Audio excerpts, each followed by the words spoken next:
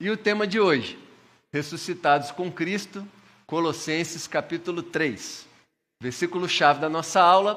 Portanto, se vocês forem ressuscitados juntamente com Cristo, busquem as coisas lá do alto, onde Cristo vive, assentado à direita de Deus.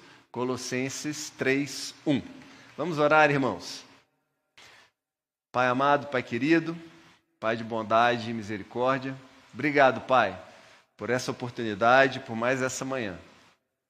Obrigado que hoje é o dia que o Senhor fez, Pai, obrigado pelos irmãos que estão aqui presentes, obrigado também por quem não pôde comparecer, abençoe a vida de cada um, a saúde, as famílias, Pai, e que o Senhor esteja sempre presente em nossos corações. Que o Seu Espírito Santo possa falar conosco nessa manhã, aqui na aula, posteriormente depois na Assembleia, Pai, esteja abençoando a vida de cada um aqui presente, a vida dos nossos pastores, e esteja sempre na nossa mente, Pai, renovando e glorificando para a honra e glória do Seu santo nome. Amém e amém, Pai. Então, Colossenses capítulo 3, vamos fazer a leitura da Bíblia, começar hoje com a leitura do capítulo, para nos ambientarmos com o que vamos compartilhar aí ao longo da aula. Então, Colossenses capítulo 3, por favor, vamos abrir a Bíblia.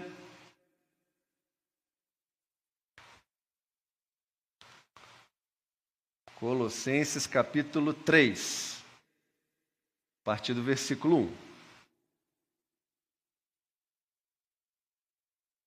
As coisas do alto. Portanto, se vocês foram ressuscitados juntamente com Cristo, busquem as coisas lá do alto, onde Cristo vive, assentado à direita de Deus. Pensem nas coisas lá do alto e não nas que são aqui da terra, porque vocês morreram e a vida de vocês está oculta juntamente com Cristo em Deus. Quando Cristo, que é a vida de vocês, se manifestar, então vocês também serão manifestados com Ele em glória. A velha e a nova natureza. Portanto, façam morrer tudo que pertence à natureza terrena: imoralidade sexual, impureza, paixões, maus desejos e avareza, que é a idolatria. Por causa dessas coisas é que vem a ira de Deus sobre os filhos da desobediência. Vocês também andaram nessas mesmas coisas no passado, quando viviam nelas.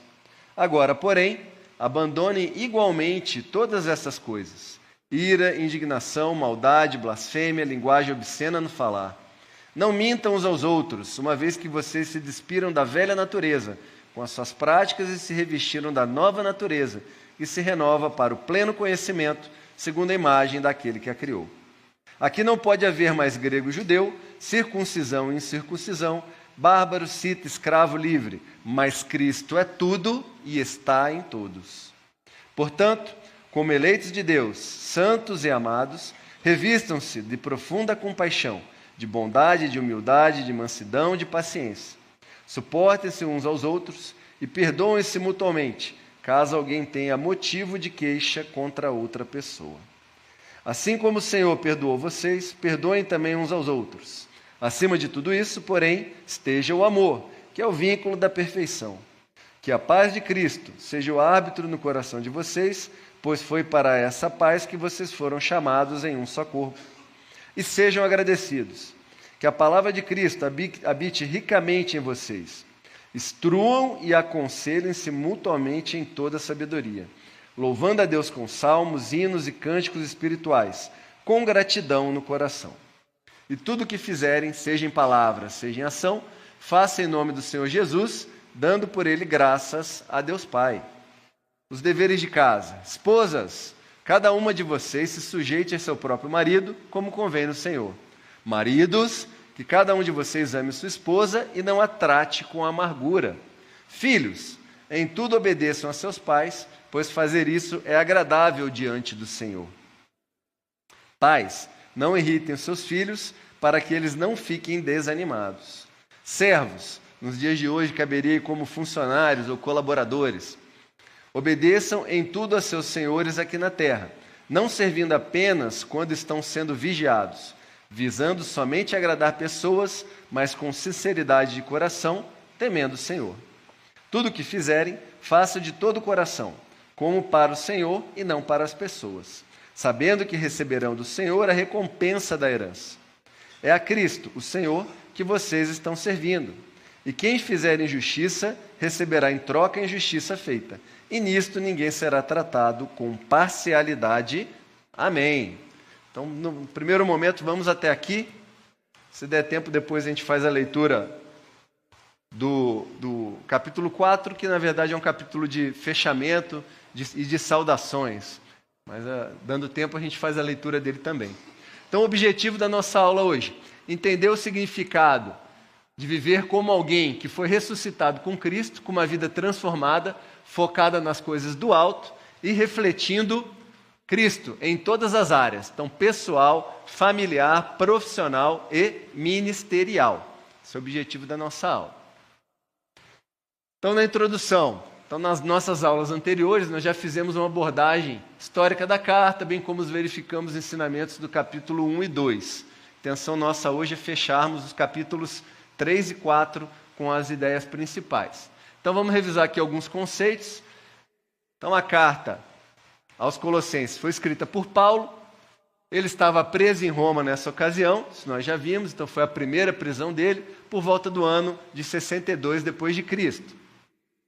Então, ela foi escrita por uma igreja plantada na cidade de Colosso. Aí, por quem que ela foi fundada, né? Quem foi o fundador da igreja? Epáfras, que conheceu Paulo na prisão. Então, Epáfras foi convertido possivelmente em Éfeso, em uma das visitas missionárias de Paulo a Éfeso. Então, essa nossa ambientação histórica, né? Lembrando, então, que na igreja de Colosso, as heresias começaram a se infiltrar na igreja, principalmente o quê? O legalismo e algumas culturas místicas, né? Então, eles estavam acreditando que não Cristo, mas algumas coisas sobrenaturais eram que traziam, né? Ou eram que justificava algumas bênçãos que eles estavam tendo.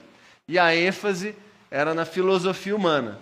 Então pode ver que a filosofia humana, quando ela começa a refletir demais em cima da origem da criação do homem e em cima de conceitos físicos mesmo, muitas vezes há um grande risco de se pôr em descrença a nossa fé. E justamente quando Paulo fala dessa relação entre o conhecimento humano e conhecimento das coisas do alto e da terra, é que ele é observando o que a igreja de Colosso estava fazendo.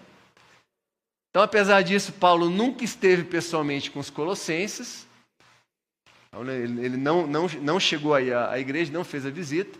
E juntamente com Filipenses e Efésios, a carta aos Colossenses é conhecida como Epístola da prisão, que foi a oportunidade o momento em que Paulo estava vivendo, em que ele escreveu essas cartas.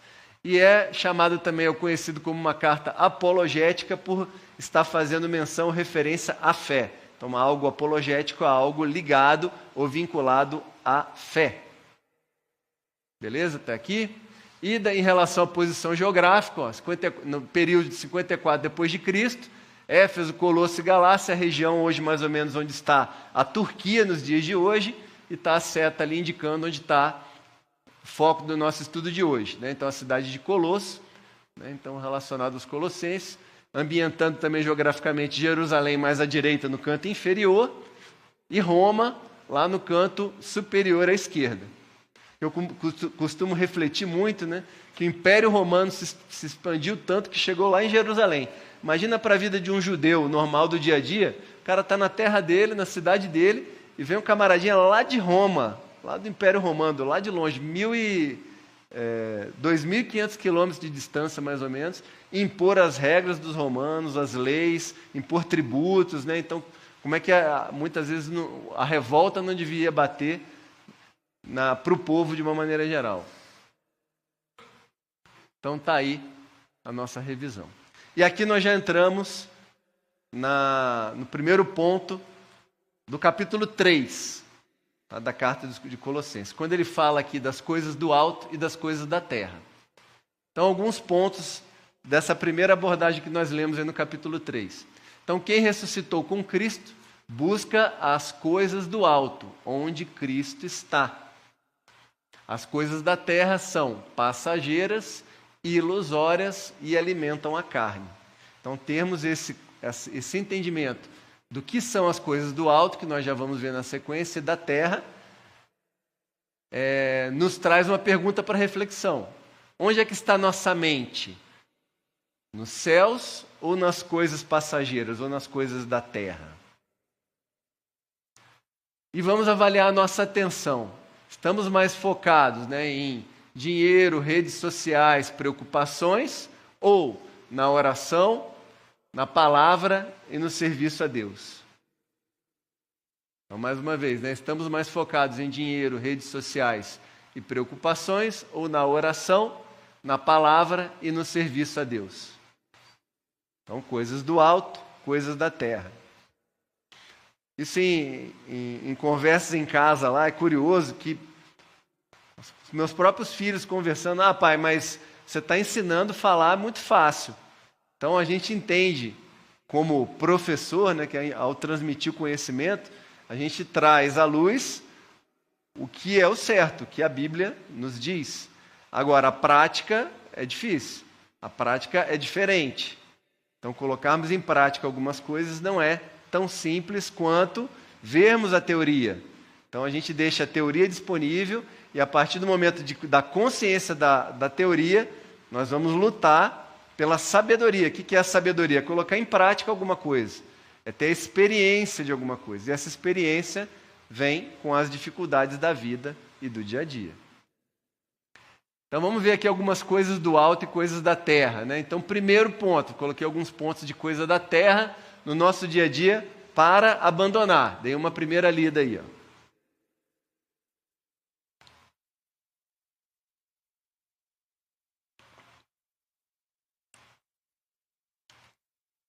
Na primeira lida, vamos bater um por um. Então aqui, vício em redes sociais.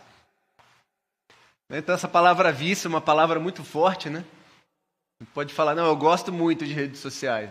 Então busca por aprovação humana, comparação constante. Então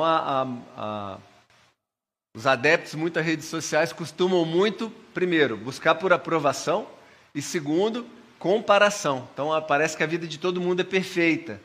Ou a pessoa, o cristão, já não foi uma ou duas vezes que eu ouvi ele falando assim, poxa, será que vale a pena ser cristão?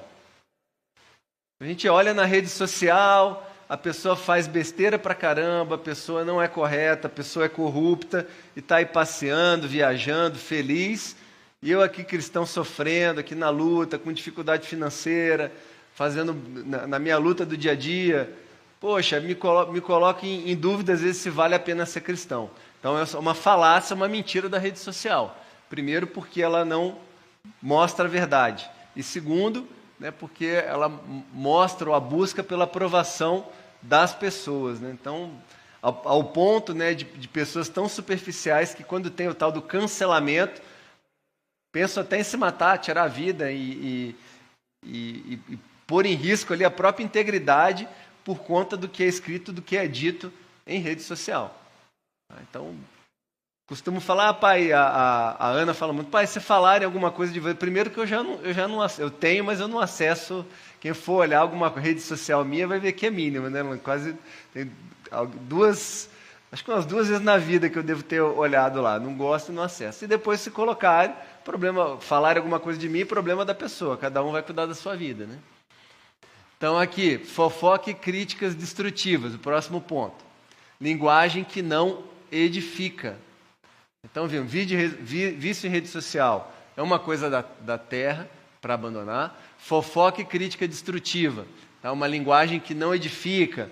Nós já tivemos aula sobre o tema, Então, falar, o maldizer, Então, isso é algo que é da terra e que devemos buscar abandonar. Corrida por status e dinheiro, então sem propósito, só para exibir. Então, muitas vezes a pessoa correr, ou ter uma corrida, uma luta por status e dinheiro, mas não ter um propósito de vida, um propósito principalmente em Cristo, você vê que é algo sem fundamento, é algo só para se exibir. Tem um livro do Napoleão Hill, em que ele entrevista várias pessoas que estão no leito de morte, normalmente pessoas bem-sucedidas. E ele, nessa entrevista, a maior parte da entrevista, a maior parte dos testemunhos, ninguém queria, o que você poderia fazer, o que você deixou de aproveitar. Normalmente são experiências. Gostaria de ter levado ou estado com tal pessoa naquela data festiva, gostaria de estar junto numa data especial, no aniversário, numa ação de graça, no Natal, junto com um familiar. Então, dificilmente, essas pessoas, no leito de morte, eles se preocupam com os bens materiais, o que ela tem ou o que ela queria comprar. Normalmente, os arrependimentos dela estão em cima de experiências que elas não tiveram.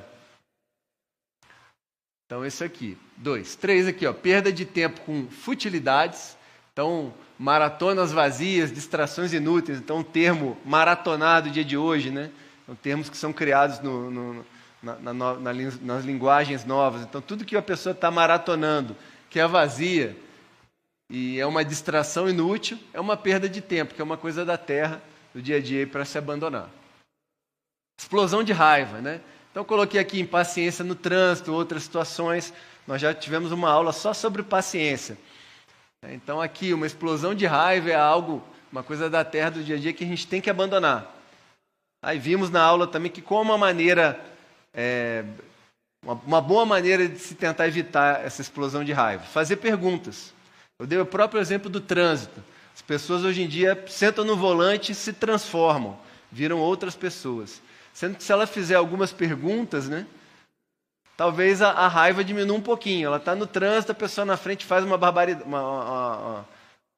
faz uma barbeiragem, ou a pessoa está muito devagar. Ela vai, por que a pessoa está devagar? Será que é uma pessoa que está tirando a habilitação agora? Será que o carro está com algum problema? Ou o contrário, uma pessoa muito acelerada. Isso irrita geralmente a maior parte das pessoas, né? Você está e está aquela pessoa atrás de você ciscando para um lado e para o outro, tentando de passar pela direita, pela esquerda. Daí a pessoa que está no volante já se irrita, quer baixar o vidro, quer gesticular, quer falar. Então ela fizer a pergunta, será que quem está atrás está com algum problema? Está atrasado? Por que ele está atrasado? Tem alguém doente no carro? Então, quando você faz perguntas antes de deixar a emoção tomar conta, você tem uma chance maior de não se envolver na situação.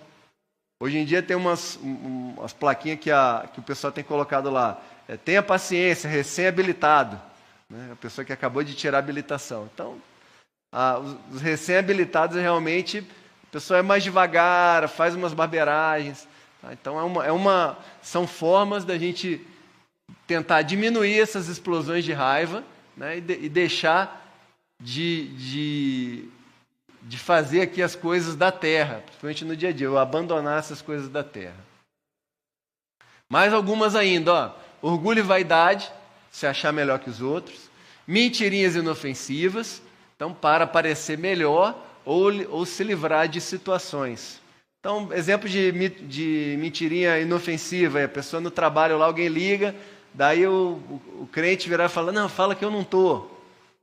É um exemplo de mentirinha inofensiva. Ou quando se pergunta mesmo, e aí, tudo bem? A pessoa, não, tudo bem. E muitas vezes, em aulas, teve aula que a irmã Vera muitas vezes já falou isso aí também, a pessoa falando, ela fala que está tudo bem, mas não está tudo bem. Na verdade, esse está tudo bem é o que se espera, às vezes que se responda, o que no dia a dia, na correria, você não espera nada muito diferente de que está tudo bem. E outras, essas mentirinhas inofensivas aí que vocês podem lembrar. Relação a dinheiro, acontece muitas vezes, né? Quanto que custou isso aqui? Não, foi R$20, na verdade custou 60. Né? Mas a pessoa quer dar uma melhorada, uma apaziguada na situação. Desrespeito à autoridade, então seja no trabalho, na igreja ou em casa. Então é uma outra coisa que dá para se abandonar da terra, para buscar abandonar. Então, a gente no quartel costuma falar, né, de uma maneira geral, que na posição de sentido você pode falar o que você quiser. O que significa isso? Que com respeito você pode impor, ou pode tentar transmitir a sua ideia, pode tentar assessorar da melhor maneira. Então, isso é respeito à autoridade. Então, desrespeito à autoridade é uma coisa da terra para abandonar. Preguiça. Então, deixar de cumprir deveres, procrastinação. Então, a preguiça é algo para se abandonar também. Então, o cristão com um propósito, ele não tem preguiça. Não tem preguiça de acordar cedo, não tem preguiça de ler a Bíblia, não tem preguiça de fazer atividade física, não pode ter preguiça de trabalhar. Então, a palavra nos deixa muito claro de que o cristão tem que pôr a mão no arado, tem que trabalhar. E por último aqui, falta de perdão. Tá? Então, guardar mágoas, aquelas mágoas que ficam no coração das pessoas, e ressentimentos. Então, eu coloquei aqui 10 pontos que são coisas da terra para a gente buscar abandonar. Então, tentei dar uma aplicação prática do que a Bíblia está falando para a gente. Ah, professor, é fácil? Não é fácil. Então, a leitura, trazer ao nosso nível de realidade, de conhecimento, de consciência, vai nos fazer buscar e lutar para cada item desse aqui. Cada gaivota que a gente consegue bater é mais as coisas da terra que a gente consegue abandonar e mais próximo das coisas do céu, que vão ser as próximas aqui que a gente vai ver agora aqui. Então, se as coisas da terra a gente tem que abandonar, o capítulo 3 fala das coisas do céu, que é o contrário, que nós temos que praticar, que nós temos que buscar. E quais são elas? Vamos olhar aí, ó.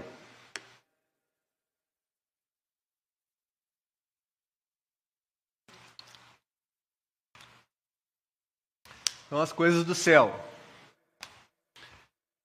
Orar antes de tomar decisões, buscando a vontade de Deus. Quem ora antes de tomar uma decisão? Seja importante, seja uma decisão do dia a dia. Então, a primeira coisa, e na prática é difícil. Muitas vezes a gente já quer atravancar e a gente tem que pôr em prática. A Ana, no ano passado... Quando que a Ana foi internada? Ela foi no ano passado?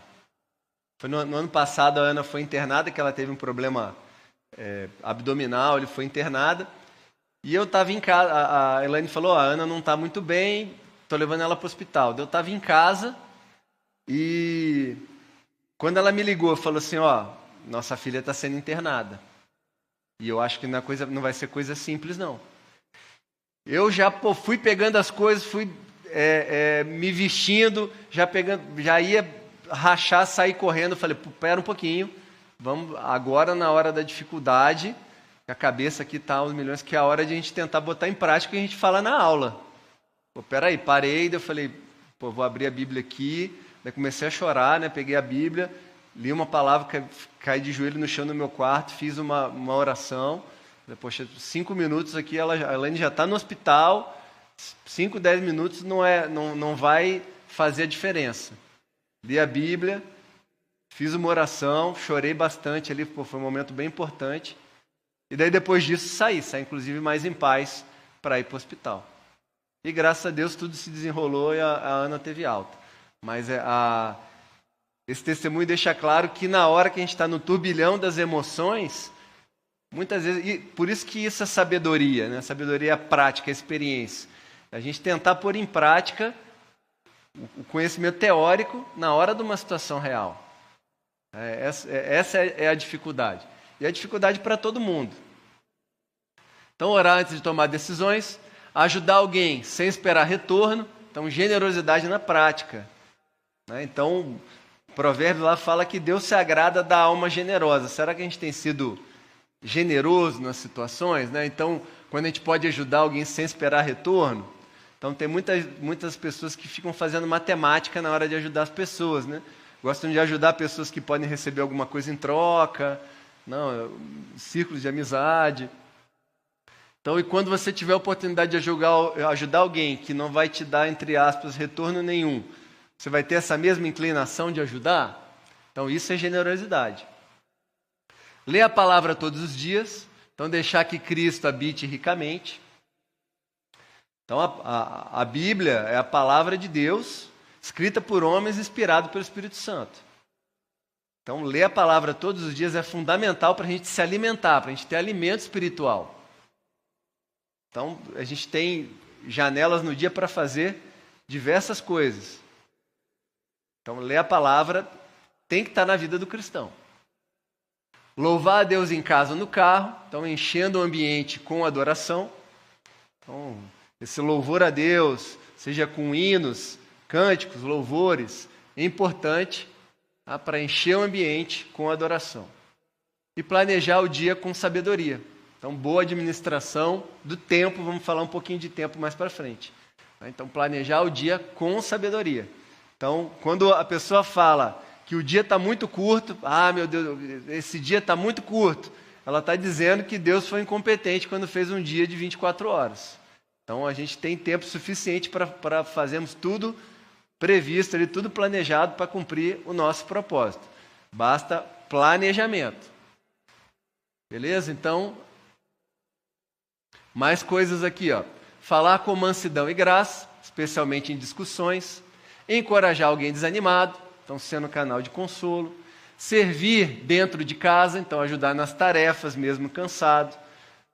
Então, o próprio Paulo fala, não me lembro a carta agora, que aquele que não cuida da própria casa, Deus se agrada menos dele do que um descrente. Então, a primeira coisa, você tem que cuidar da própria casa. Ouvir mais do que falar, então exercendo paciência e sabedoria. E manter o coração grato, mesmo diante das dificuldades.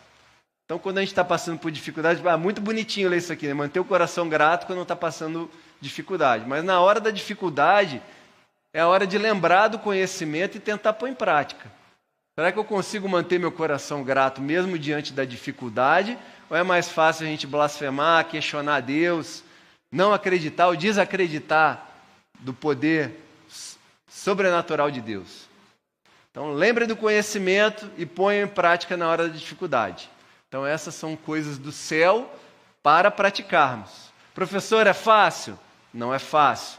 Então, eu dei 10 exemplos aqui, não é exemplificativo, não é exaustivo, mas esses exemplos aqui, tentando ticar um a um, melhorando um a um, vai nos dar possibilidade de fazermos isso aí que está lá no capítulo 3 de Colossenses, de buscar as coisas do céu e não as coisas da terra.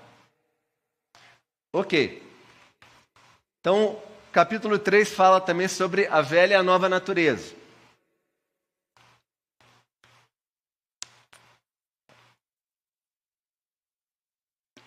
E a gente repara que buscar as coisas do alto e buscar as coisas do céu tem muito a ver com a velha e a nova natureza. Estão interligados. Então, fazer morrer a velha natureza, imoralidade, ira, mentira, maldade, ganância, impureza. E revestir-se da nova. Bondade, compaixão, humildade, mansidão, paciência, perdão e amor. A nova vida é moldada segundo a imagem de Cristo. Tá? Então, Cristo habita em nós. Esse é o termo cristão. Então, da nossa própria declaração batista deixa claro algumas coisas, né, da questão de você acreditar em Deus, em Cristo e no Espírito Santo. Então, quando Cristo habita em nós, nós refletimos a imagem dele. Então, cristão significa pequeno Cristo. Então, você tem e age segundo Cristo. Então, o que vai nos moldar como cristão não é a vestimenta que você está usando, o cabelo, a aparência, mas sim os atos que você tem e o fato de você saber que você tem Cristo e o Espírito Santo habitando em você. Exemplo prático aí da velha e da nova natureza, né? Então, eu falo sempre da própria musculação, né? Então, quando o cara está fazendo musculação, para ele fazer isso, ele vai passar a abandonar maus hábitos. Então, musculação versus vida espiritual. Então, quando ele vai se dedicar a uma atividade física que a medicina, os fisioterapeutas, já está mais do que definido, que é importante para a pessoa ter uma vida saudável, ela praticar musculação, ela vai ter que abandonar maus hábitos. E acontece o que nós chamamos aí de empilhamento de hábitos. Quem não tem hábito e vai lá fazer musculação, ou não precisa ser musculação, atividade de mudança em casa, vai apertar um parafuso, vai levantar alguma caixa, como é que ela fica depois? Quem que já, para os homens aí que tiveram que pregar coisa muito tempo, fica com aquela mão doendo ali, né, com o antebraço doendo, o mês inteiro fica lembrando da dor ali no antebraço, o músculo ele nem sabia que existia.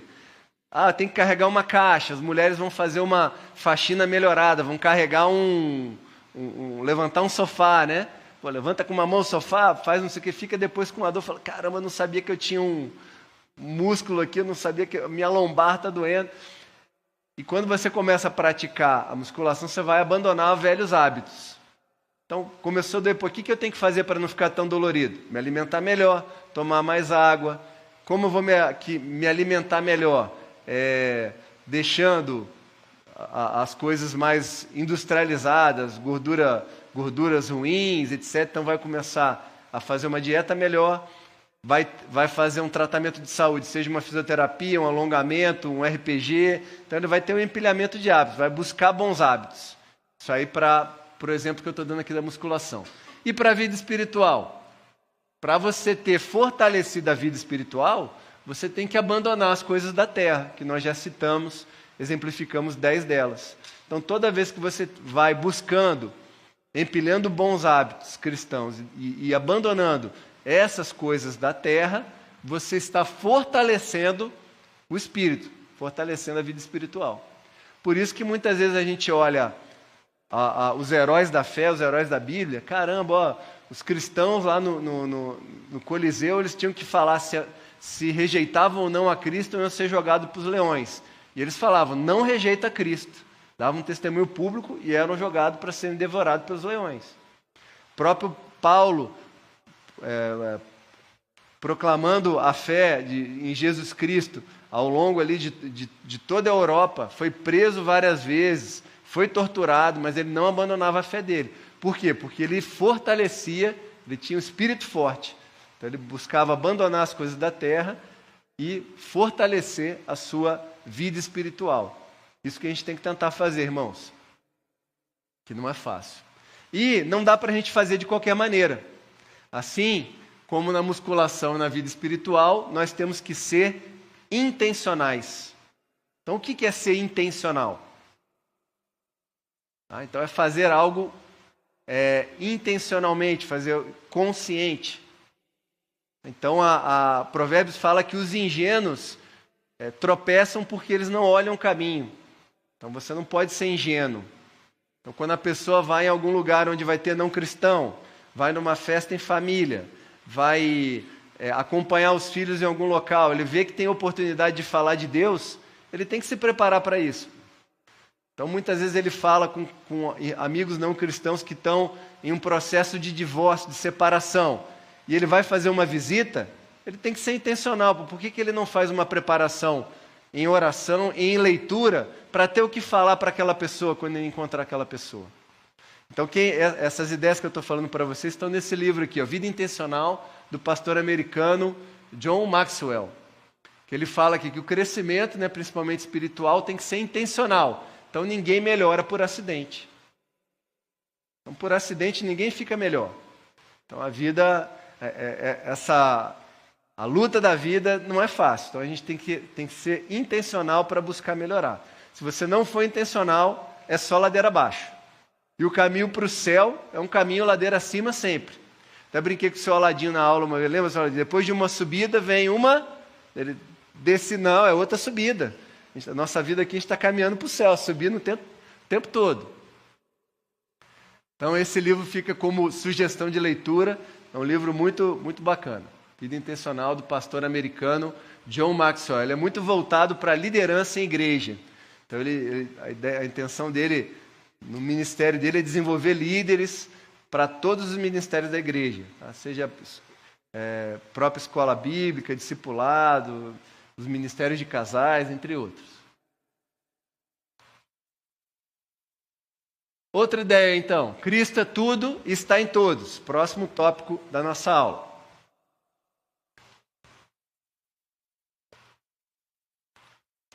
Então, para Deus, não existe diferença de raça, classe, posição social. Todos são em Cristo. Isso destrói qualquer tipo de preconceito e divisão na igreja. E a aplicação, então, na igreja, todos devem, então tem o dever de ter o mesmo valor. Seja rico, seja pobre, seja novo convertido ou veterano, todos nós somos filhos de Deus. Mesma forma, para praticar. Pergunta é, alguém já sentiu, em alguma sua experiência sua cristã, algo diferente disso? Se sim, e que a resposta possivelmente vai ser sim, nós temos que praticar e buscar isso aí. Então, essa igualdade, sendo que Cristo é tudo e está em todos. Tá? Então a gente tem que buscar isso aí na igreja.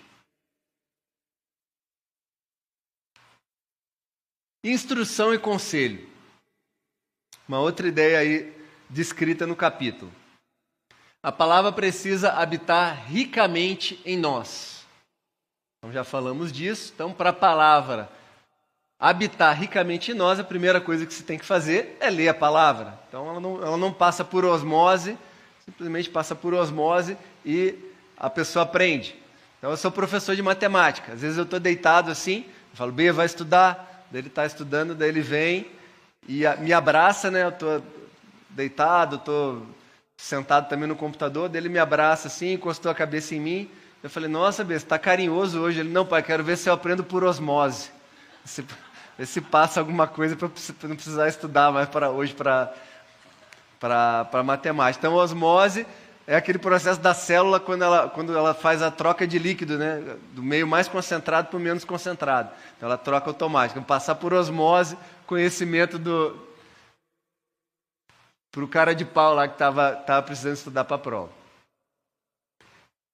Então, instrução mútua, aconselhamento, louvor, gratidão, tudo que fazemos deve ser feito em nome de Jesus. Então, mais uma vez com o link que nós vimos do livro lá, Vida Intencional. Temos sido intencionais em nos aconselharmos na palavra? Então, assim, esse primeiro aconselhamento, né?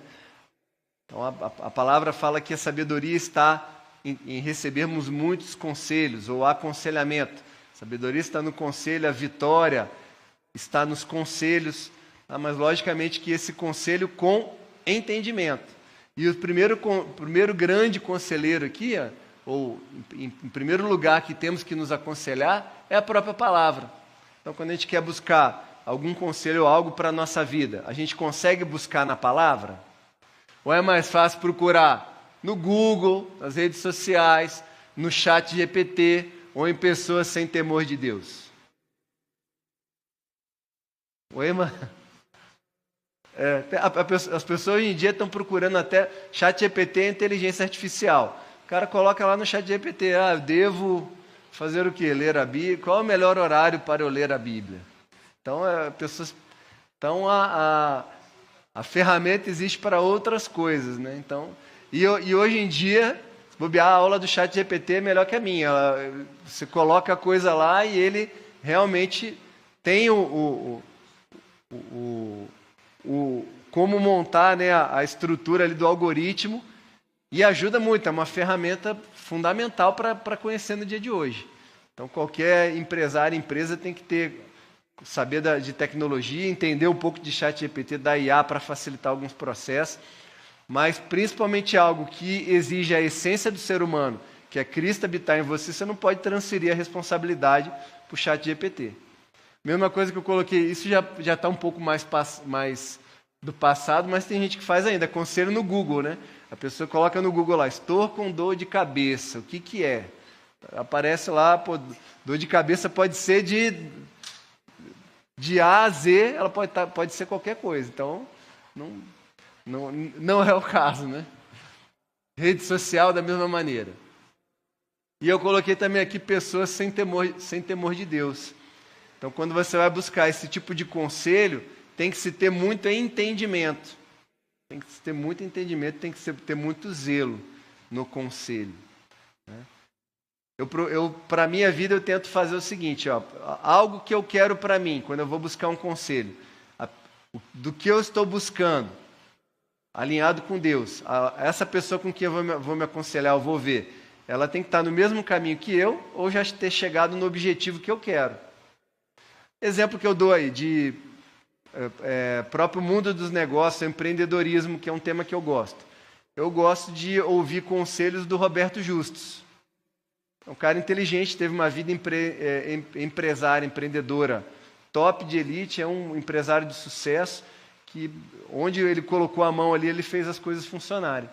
Mas eu vou segui-lo no que diz respeito a esse tema.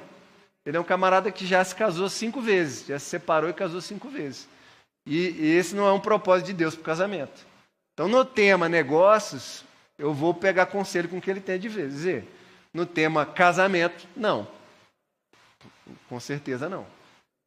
Tá certo? Então é mais ou menos por aí. Na palavra não tem erro. Quando você busca na palavra, não tem nenhum tipo de problema. Está na palavra de Deus, é o que ele vai ter para a nossa vida.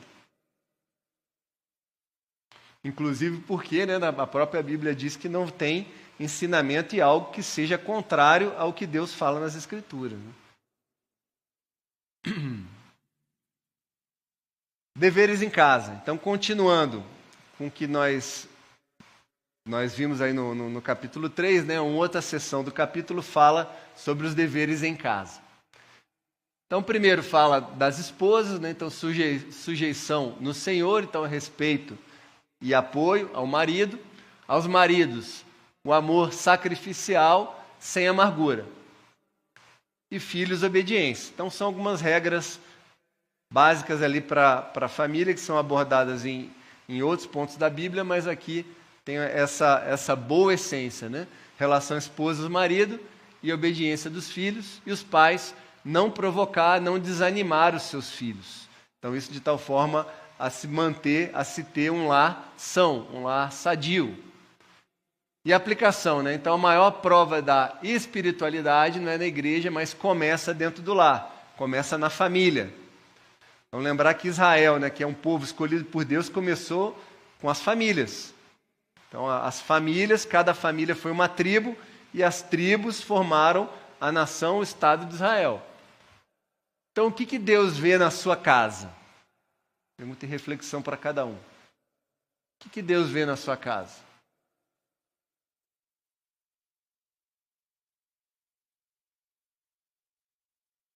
E falado em família, nós falamos também no trabalho. Nós vimos aí que Paulo fala sobre os servos, que era o contexto histórico da época, mas a gente pode trazer para os dias de hoje, usar essa palavra servo como colaboradores, funcionários, né, pessoas que trabalham com você e assim por diante. Então, os servos deviam trabalhar não só quando estavam sendo observados, mas de coração, como para Deus. Então, hoje, funcionários, colaboradores, empresários.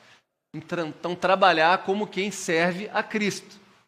Você é aquele funcionário que só trabalha quando o chefe está olhando, ou é um servo de Cristo no seu trabalho?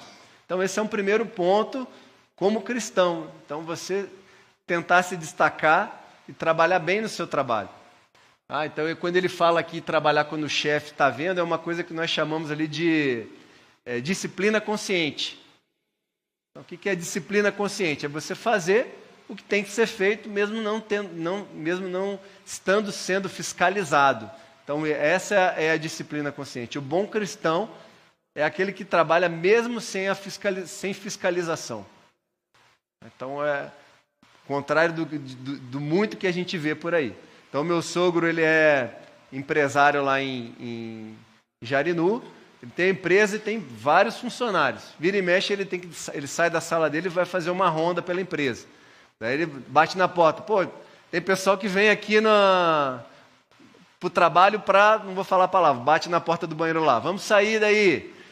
Daí, olha lá, tem bolinho que está fumando. Pô, vou começar a colocar no cronômetro quanto tempo estão perdendo no dia fumando.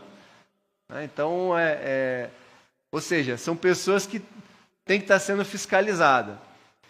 E a instrução de Paulo é que o cristão que trabalha firme ou naquilo que ele faz, né, ele vai refletir a glória de Deus no seu trabalho. Então, com essa disciplina consciente, aí, buscando fazer o nosso melhor, a gente vai conseguir atender isso aí. A gente vai conseguir suprir o que na época aí eram servos e hoje a gente pode aplicar para os funcionários, ou nós como funcionários, ou como colaboradores de uma maneira geral. Paulo fala também sobre o uso do tempo. Então, você é um bom mordomo do seu tempo? Então está investindo no que é eterno ou só no que é passageiro? Então, Paulo fala aqui, né, no que nós já lemos. Sejam sábios no modo de agir com os que são de fora e aproveitem bem o tempo. Então, você é bom mordomo do seu tempo? Está investindo no que é eterno ou só no que é passageiro?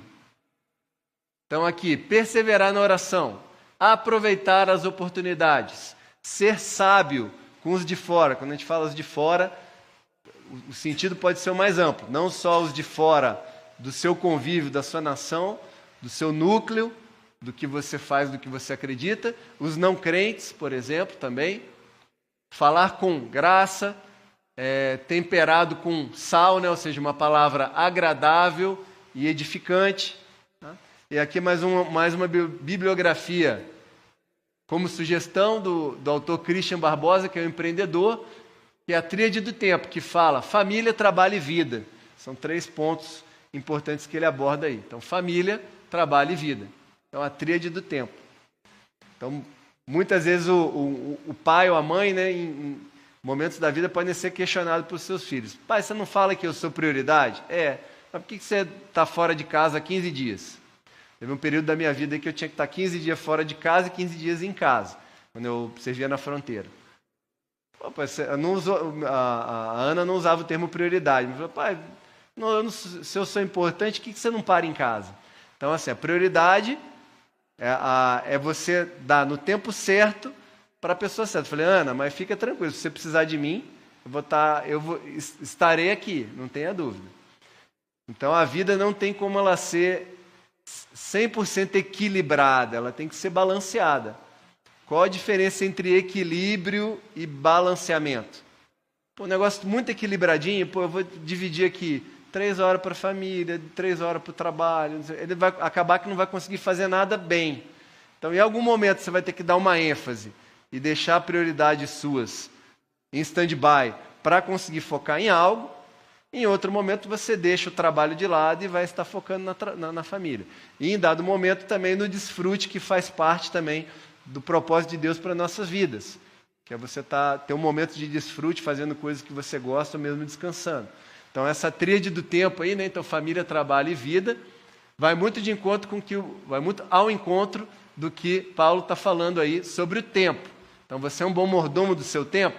Ou está investindo no que é eterno, ou só no que é passageiro? Então, vamos refletir sobre isso aí.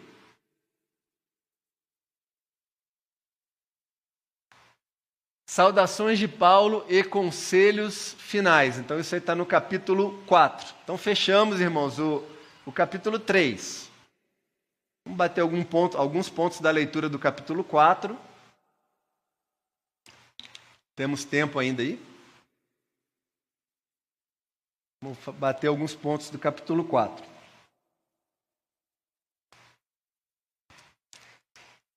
Capítulo 4, a partir do versículo 2, aqui eu vou fazer a leitura. Ó. Capítulo 4, versículo 2. Conselhos finais. Continuem a orar, vigiando em oração com ação de graças. Ao mesmo tempo, orem também por nós, para que Deus nos abra uma porta à palavra, a fim de falarmos do mistério de Cristo, pelo qual também estou algemado. Orem para que eu torne esse mistério conhecido, como me cumpre fazer. Sejam sábios no modo de agir com os que são de fora e aproveite bem o tempo. Que a palavra dita por vocês seja sempre agradável, temperada com sal, para que saibam como devem responder a cada um. Vamos ler o final agora aqui. Ele faz uma referência a vários nomes, aqui nas saudações finais. Vamos ler aqui, só o finalzinho aqui, ó, a partir do versículo 17, bem no final já da carta, né? Digam a Arquipo, atente para o ministério que você recebeu no Senhor, cumprindo bem a sua tarefa. No versículo 18, a saudação é de próprio punho, ou seja, ele mesmo está escrevendo, Paulo, lembrem-se das minhas algemas. Então, bênção, a graça esteja com vocês. Então, esse é o capítulo 4, que é basicamente um capítulo de saudação. Então, aqui, resumindo o que está no capítulo, né? Então, Paulo valoriza os irmãos e menciona vários pelo nome, que eu botei uma tabela que eu vou disponibilizar depois, a título exemplificativo, né? Então, destaca a importância do encorajamento, da oração e do cuidado mútuo. Dá uma última exortação: cumpra o ministério que você recebeu no Senhor. E Deus nos chama hoje para cumprir nosso chamado, seja na igreja, na família ou no trabalho. É isso que é o resumo do que Paulo está querendo transmitir para a gente. Então, nosso chamado, seja na igreja, na família ou no trabalho. E alguns dos colaboradores, todos citados aí no capítulo 4, tá? Fica a leitura depois para casa. Então, Tíquico, Onésimo, Aristarco, Marcos, Barnabé, próprio Jesus aqui, que ele chama de justo. Então, é um judeu cristão, tá? É a última linha aí, cooperador de Paulo, então chamado de justo para se distinguir de Jesus Cristo. Então, ele tinha esse mesmo nome, que não era um nome tão incomum, mas era Jesus o justo. Epáfras, que já logo no início da carta nós vimos, né, que foi para quem falou de Colossos é para Paulo. Lucas, que era o médico amado, companheiro de Paulo, autor do livro de Lucas e de Atos. Demas, Ninfa e Arquipo são pessoas que estão aí nessas leituras finais do capítulo 4. Tá? Então, são colaboradores de Paulo. E aqui vamos para nossa conclusão. Então, o título da aula, Ressuscitados com Cristo. Nós voltamos aqui ao título e vemos: quem foi ressuscitado com Cristo vive como? Como que vive? Com os olhos no céu e os pés na terra, deixando a velha natureza e se revestindo da nova. Honrando Cristo aonde? Primeiramente, no lar, no trabalho, na igreja e na sociedade. E cumprindo seu chamado até o fim. Então, não abrir mão. Então, quando nós nos fortalecemos em espírito, nós temos essa capacidade de cumprir o seu chamado até o fim, independente dos sofrimentos aqui nessa vida que ela é passageira. E como sugestão, né, então toda a aula nossa, a irmã Natália que falou uma vez, o professor ele é professor motivacional. Eu falo, não sou coach motivacional não, aqui na aula da EBD ela é ativacional, a gente tem que fazer as coisas, né? Quando você se motiva um pouquinho e abaixo, aqui é ativacional, põe em prática as coisas que a gente aprende. Então aqui, liste 3 atitudes terrenas que você precisa abandonar. Do que nós falamos, depois vocês listem 3 aí que vocês têm que abandonar. E 3 atitudes espirituais que você precisa fortalecer. Então tente fazer isso aí nessa semana. E vamos estudar os 4 capítulos de Colossenses para a semana que vem. Ler de novo a carta inteira e estudar os 4 capítulos para a gente representar bem a nossa classe na escola bíblica na semana que vem. Aqui mais uma vez a imagem da cidade de Colossos, que não existe mais, está lá na Turquia. Quando a gente voltar para a salinha, eu vou pedir para a irmã Vilma fazer uns slides dela que ela foi visitar, né? Ela foi visitar lá e ela está guardando conhecimento, não está compartilhando com a gente. Pedi para ela fazer uns slides da viagem dela com o irmão Luiz, que eles foram para lá.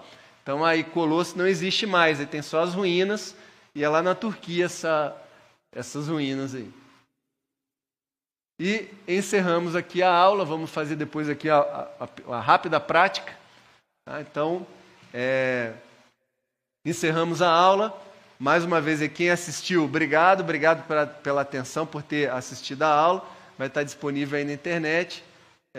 Obrigado mais uma vez, o irmão Fabrício vai cortar a aula a partir de agora. Obrigado, Fabrício, pode cortar aí. 3, 2, 1.